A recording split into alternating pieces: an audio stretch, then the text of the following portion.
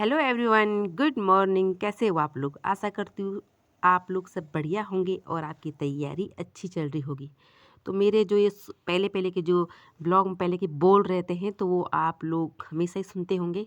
तो मेरी तैयारी भी अच्छी चल रही है और आज मैं अपने बिस्तर पे बैठ के पढ़ रही हूँ क्योंकि यहाँ बहुत ज़्यादा ठंड हो रही है और मैंने सोचा क्यों ना बिस्तर पे बैठ के जो है पढ़ा जाए। तो मैं अपनी बुक वगैरह सारी वहीं ले गई जहाँ पे मैं सोती हूँ। पर बिस्तर पर पढ़ने के लिए बैठना एक बेकार आदत है।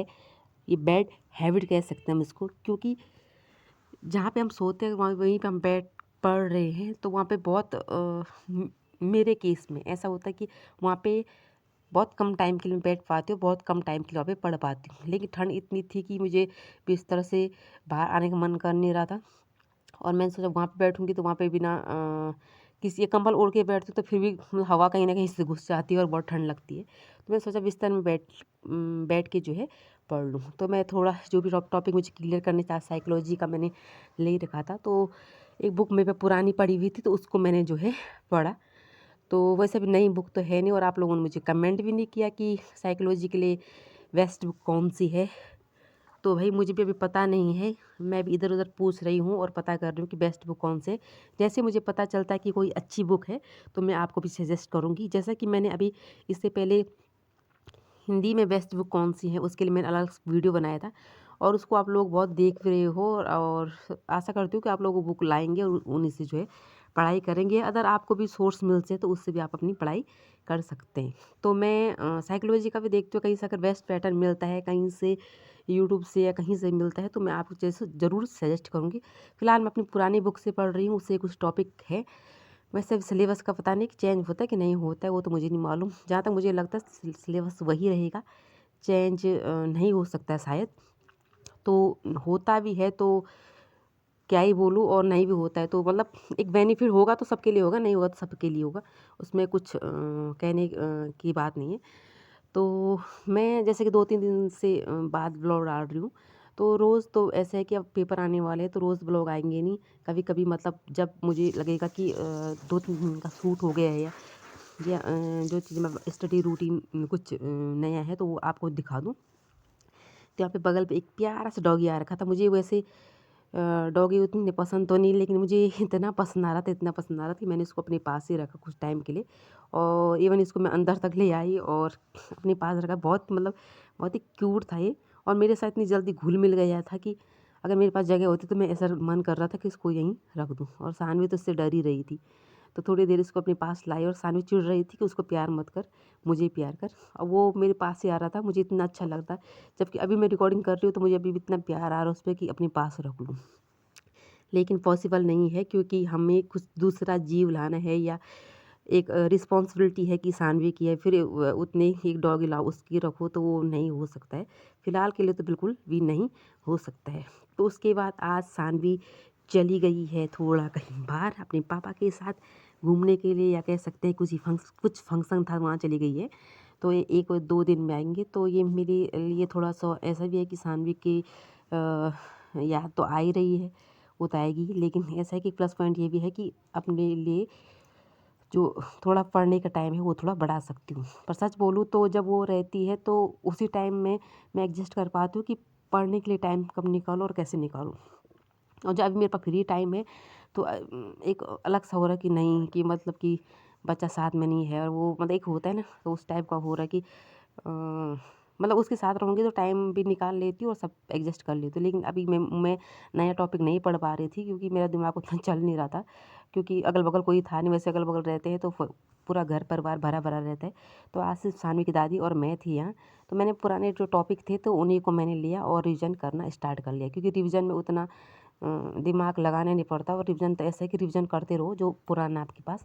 तो मैं उनको ही पढ़ पढ़ रही थी क्योंकि नया टॉपिक मेरा दिल भी नहीं कर रहा था। मतलब होता है ना बच्चे के बिना थोड़ा अजीब सा लगता है, तो वो मुझे लग रहा था। सुबह उठने को तो उठ गई थी मैं, पर सबसे बेकार आदत ये है कि बिस्तर में बैठ कर के आप लोग कभी भी पढ़ाई मत कीजिए, क्योंकि बिस्तर में बैठ के सच में ये तो है ना, बिल्कुल आपको कभी ना कभी नींद आ जाती है। तो मैंने थोड़ा इस टाइम पढ़ा था, जैसे मैं करीबन सुबह थोड़ा पढ़ ही लेती हूँ। कभी कभी अगर टाइम ठीक ठाक रहा था 2 घंटे तक पढ़ लेती हूँ।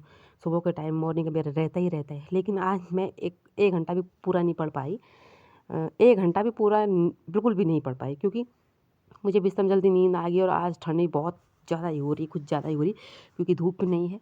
तो उस कारण से फिर जो है मैं फिर एक बार सो गई और दोबारा उठी तो सीधा किचन में ही गई। और आज हमने सोचा कि थोड़ा खाना शॉर्ट में बना दिया। तो सानिया के दादी ने बोला कि हम थोड़ा जो है आज चावल नहीं बनाएंगे और रोटी वगैरह बनाएंगे, पराठे वगैरह। तो मैं सोचा पराठे बना देती हूँ और दिन में थोड़ा हल्का फुल्का कुछ कर लेंगे।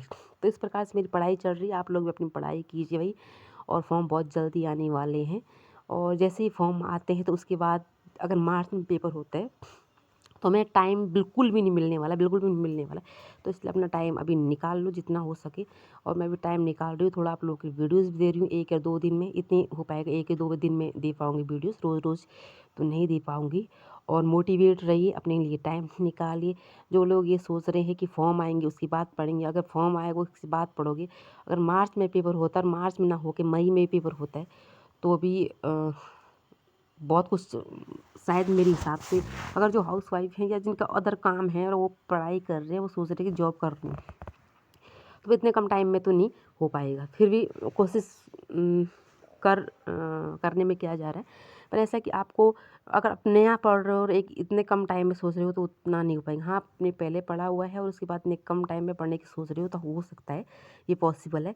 लेकिन एक नया पैटर्न में हो तो मतलब फिर आपको बहुत ही मतलब बहुत एक अलग ही बहुत सारा टाइम देना पड़ेगा, बहुत सारा अनुभव उसमें होना चाहिए आपके पास।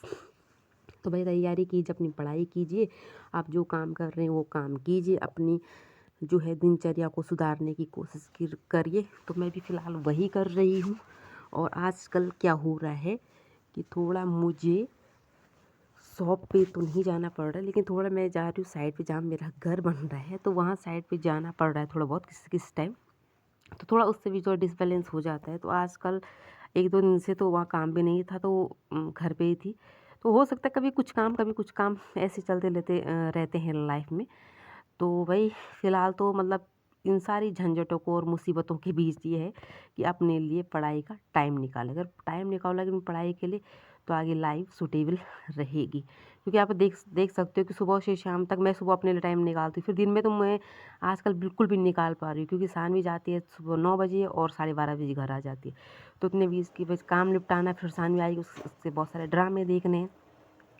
और उन ड्रामों के बीच जो है अपने लिए उस टाइम पढ़ाई का टाइम नहीं निकल पाता है। फिर शाम को क्या होता है कि मैं दिन को थोड़ा अपने लिए टाइम निकालती हूँ, और फिर शाम को तो फिर मुझे शॉप पे जाना होता है, कभी कभी कभी नहीं जाना।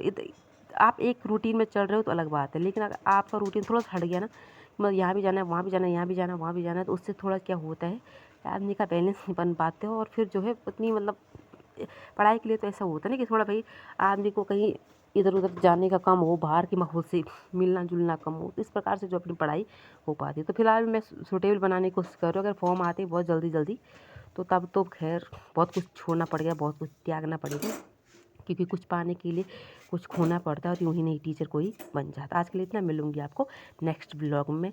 Good luck, good bye.